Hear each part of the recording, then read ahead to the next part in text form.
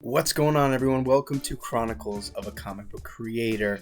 I am your host, Trevor Fernandez-Linkevich, the writer and creator of Area 51, the Helix Project, a sci-fi noir comic book that's looking to launch its third issue's Kickstarter campaign Monday, July 26th. And this series is really just meant to bring both fledgling creators and fans alike a deeper look behind the curtain of what it's like to make comics. And so my goal here is really to provide a really intimate and vulnerable experience to not only sort of go over aspects of craft, aspects of approach, but also maybe logistics, publishing, struggles, successes in general, and advice using my experiences. I'm going to have my own rounds of successes and my own rounds of mistakes, and somebody might as well learn from it, and at bare minimum, maybe the readers will learn to appreciate the art of making comics more by getting a direct look at what it's like. So if you enjoy this video, please make sure to leave a like, comment down below letting me know your thoughts, responding to any of the things we discussed today, and of course share this video with more people or anyone you think might be interested. But if you can, do me a solid, please consider following the pre-launch campaign Area 51, the Helix Project, issue 3, down in the description below. It would mean a lot to me, and obviously consider backing if you haven't gotten issue 1 and issue 2. This may actually be the last Kickstarter where the first print of issue 1 will be available, so consider checking it out. We obviously have to start from the beginning here with this inaugural episode, and we have to discuss the idea. And we're going to break this conversation up into two large parts. What makes an idea a story, and what makes that story specifically a comic book story? Where do these ideas for stories come from? And they can come from anywhere. They can be plot, character, setting, themes. They can be a single image or sound in your head that gets the gears turning, that makes you consider the who, what, whens, wheres, and whys. And one major question you have to decide is whether or not this is just an idea or a story is, do you have an arc for your characters, for your cast, that allows them to grow and change? Because that's what you're going to be following. As much as you're going to want to have this intricate plot or whatever with action and romance and horror, it needs to be about something. There needs to be something for a reader to connect to on a personal level. And, you know, we'll get into a whole nother conversation in one of these episodes about a plot-driven narrative or a character-driven narrative. But regardless, it doesn't hurt to make sure that there is some type of thematic connective tissue that people can appeal to. Considering the fact that ideas can start out as something so small and insignificant as a single thing, one of the things that I would advise doing is creating an outline. And this was one of the things that really caught me up in the beginning of this process, because I had never really done anything like this before. And there are so many different ways of outlining, and none of them are wrong. Everybody has their own process. And really, the intent of the outline is just for you to have the skeleton of your story, of your characters, of your world, so that when you go to write it, it's there. You're not spending the time trying to recollect what you thought of previously. It's there, and you can move forward. And, you know, sometimes just having it right in front of you will make it easier for you to add 2 and 2 together and make 4, 4 being your story. And so I can really only tell you what I like to do in an outline. And obviously it's going to depend on the media, but in basic terms, I like to have an idea of narrative, right? You should maybe have some short narrative bursts of what's going to happen in your story, right? Why does it matter, right? What are you trying to get the reader to feel? Any little thing that you think is going to be important to later translate into the finished product. And it can be little lines of dialogue. It can be a movement or a gesture or something like that that you feel is intricate. And we'll get into a conversation when we have a whole episode about outlining. But in this case, don't be afraid to kill your darlings either. Don't let your outline control you or confine you, because I think a lot of people will write something down in the outline and then they'll think of something else later, but it contradicts the outline. And well, it's in the outline, so it must be in the story. And it doesn't need to happen. Don't constrain yourself. If what you think of later works better for the story and is more natural for the story, then let it happen. And at that point, it's going to take a little bit of higher thinking. You're going to need to compare and contrast, see what works, figure out whether or not you're going to need any further adjustments based on that change. But the outline can really be anything that you think is going to be important. And look at it this way. It's a really low stress form of writing because no one's going to see your outline but you and maybe your editor, if you have one. So just go at it. Write things down. Give it a sense of structure, right? Like I said, it's a skeleton. You're not looking at my bones. You don't need to, because you can see everything that's outside and it's a finished product. So don't overstress the outline. In regards to how I approach my outline, though, I'll lay down an order of plot points, create notes on the important ways that those plot points will lay into the theme or the development of the characters. Even lines of dialogue, like I said earlier, that stick in my head, just write down what you think you know about the world and don't be too beholden to it. Something you also want to consider is how fleshed out this idea is. Does it have legs? Is this an actual story, or is this just a single isolated thing, right? So when you have an idea, obviously there's going to be related subject matter. Maybe do a little bit of research, whether it's watching a documentary, a film, doing some reading for articles, or reading another work of fiction maybe that inspires it. You don't want to copy anything from any of these sources, but sometimes that's kind of the grease, that gets the wheel turning. So do a little bit of research. Figure out whether or not this is the story you want to tell. Is this information driving you to push forward with the idea and expand upon it? If not, well, then it might have just been an idea, and it doesn't hurt to put it in your back pocket for later and write it down somewhere, because maybe that'll evolve into something when you develop into the writer to take that idea and make it a story and flesh it out. But it might not be now, and that's okay. And one thing that I also want you to know, because this is a very sort of a gray area in terms of understanding whether the idea is a story, is it's okay if you don't quite have a beginning, middle, and end, or if you have your characters totally ironed out yet, because you're going to get to know the characters and the world and what you want to do with them as you write them. Just from my experience with the Helix Project, my protagonist has evolved so much from the initial planning stages of writing it, and even as I continue to actually physically write the issues, right? Like, issues have already been published.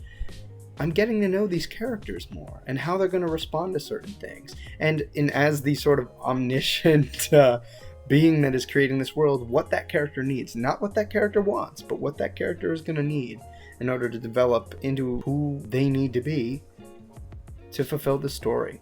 The second major question is, now that you've spent the time with the idea and you know that it's a story, is it a comic book? Right? Medium has a huge effect on how people are going to experience your story. So there are a few things that I find sort of essential in asking whether or not a story is a comic. Is there a very distinct visual component that you think this story needs in order to provide the most optimal experience? Is there a sort of rhythm to the storytelling? Because comics are very much a visual and rhythmic medium. You are using things like layout and panel design, amongst others, and we'll get deeper when we get into more art-based episodes.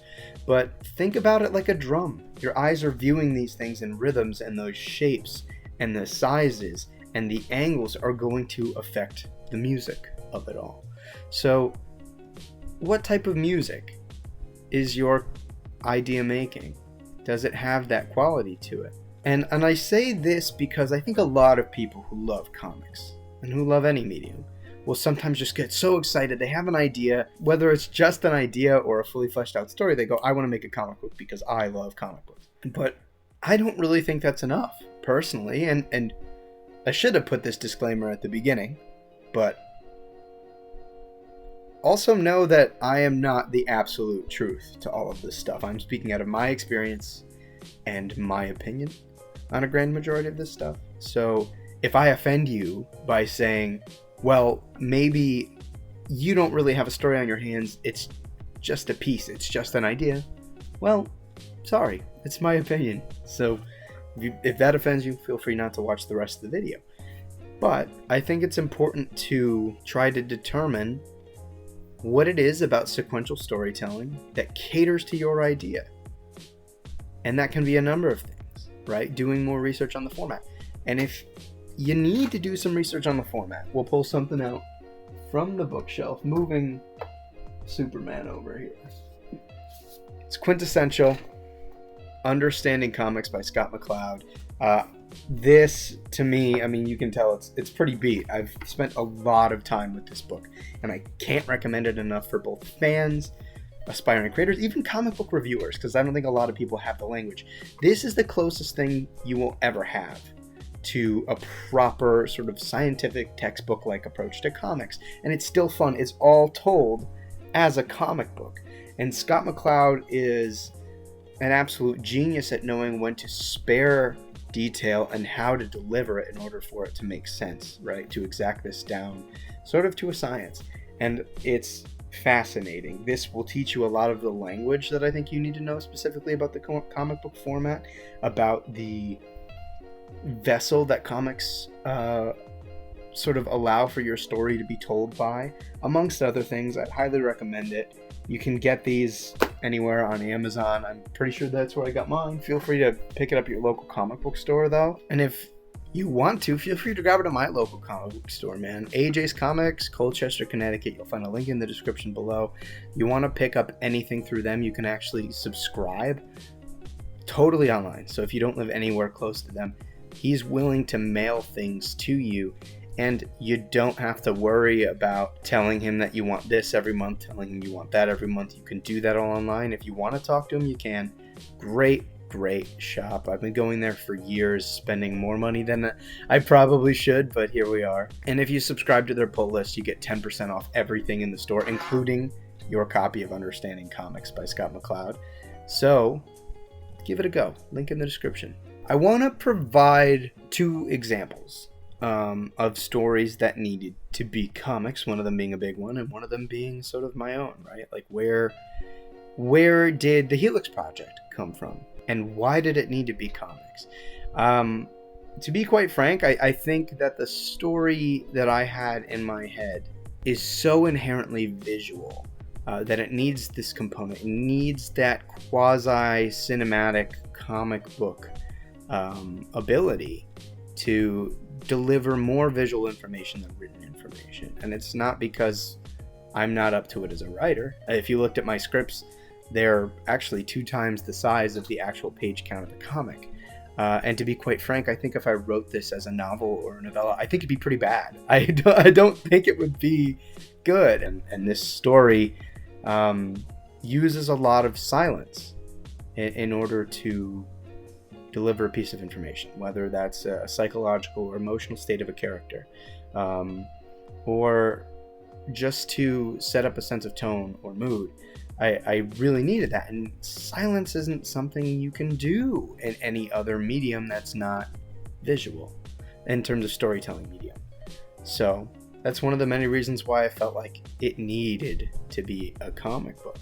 And as I grew as a writer, particularly as a comic book writer, and got to know the medium better, I realized that was 100% the right idea, that this did need to be a comic book, because we're telling a story with acting and expressionism, and it's not a story that I would want to bog down with super flowery or poetic writing, where there are some in small doses. A lot of it's going to be hidden, because I want you to get to know this particular character, Kent Armstrong, the protagonist, on a very personal level. I want you to feel his humanity through that visual expressionism of the character, amongst other things. Because voice is huge, and voice you can get through any real storytelling media. But that's one of the reasons why it needed to be a comic. And it also, it wasn't a super big story, right? It was rather short. It fits within the format of the sort of episodic storytelling, because I had these sort of ways to segment Kent's journey and Kent's story as he experiences it. So that's another thing to keep in mind. And we're also like coming onto this advent where people are going to straight graphic novels as opposed to the single issue, and that might also change the approach. In terms of stuff like that, I also had another example of a story that could only be a comic, and that's Pulp by Ed Brubaker and Sean Phillips.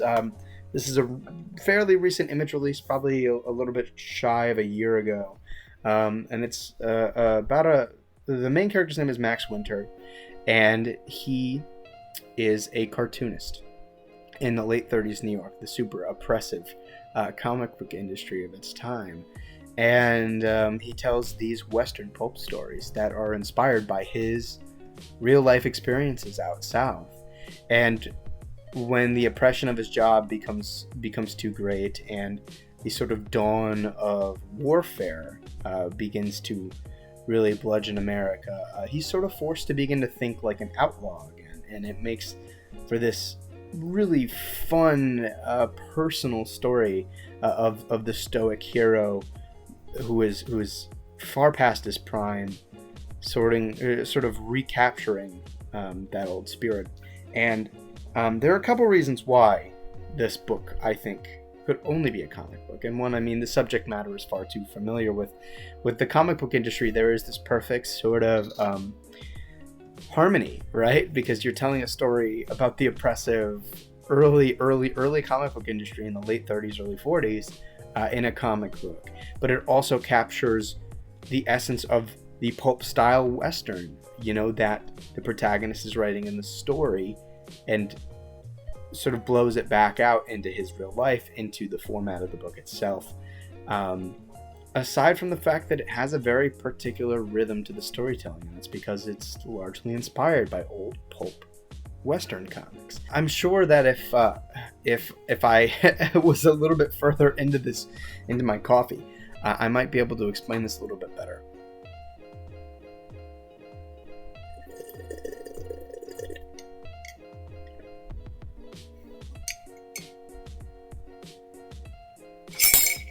But yeah, I mean, pulp would really only work as a comic book, more so even than my book, Area 51, The Helix Project, and it does so beautifully. It understands the medium, it understands what you can do with it, how you can control time and space and sort of mood. It's brilliant, and as we go on in the series, we're going to get into more specifics. This is a much more sort of vague, general topic to start it off, but we're going to get into that. We're going to talk about how the colorist affects the storytelling, how the inker, how the penciler, how obviously the writer affects the storytelling, how the collaboration between them does so, right? Setting it up. I mean, there are moments in pulp, for example, where you transition between the past and the present, and it uses plays on color palettes to give a very specific divide. Brubaker and Phillips specifically liked using this sort of tier system to tell their stories in terms of layout. And even though the tier system isn't this super complex or experimental format to design the page with, it has a very distinct ability to control the flow of time and pacing of the book. And we'll get into more specifics as to why that is later. So for now, I really hope you guys like this. If you have any specific topics that you'd like to see me approach, let me know down in the comments below. This is going to be a lot of trial and error, figuring out what this show wants to be, what it needs to be in order to be the best form of itself and to be the most informative. So I hope it was at that. If you enjoyed it, leave a like, comment down below, letting me know what questions you might have about the comic book industry. Is there something about this conversation that sort of surprised you, something you agree with, disagree with? I would love to know. Share this with anyone you think this might be useful for. And of course, subscribe. That would be a big help in letting YouTube know that this is a piece of content that's worth going out into the world. And if you would, please consider backing Area 51, The Helix Project on Kickstarter. Issue 3 campaign launches on Monday, July 26th. You'll also be able to pick up issues 1 and 2 if you haven't done it already. Features some beautiful art by an internationally diverse creative team, again with a real story to tell. Everything that I've talked about in this episode, I've done my best to incorporate that thinking into creating this comic. And although this story is wrapped in crazy sci-fi noir government conspiracies and shape-shifting aliens and, you know, super soldiers in the Cold War, like, it's a story about people. You know, there is a heart to it. Like I said earlier, this story has something that it is about beyond sort of the affectations of genre. And it's about identity. It's about mental health. It's about growth. So thank you guys for watching. And we'll catch you on the next episode of the Chronicles of a Comic Book Creator.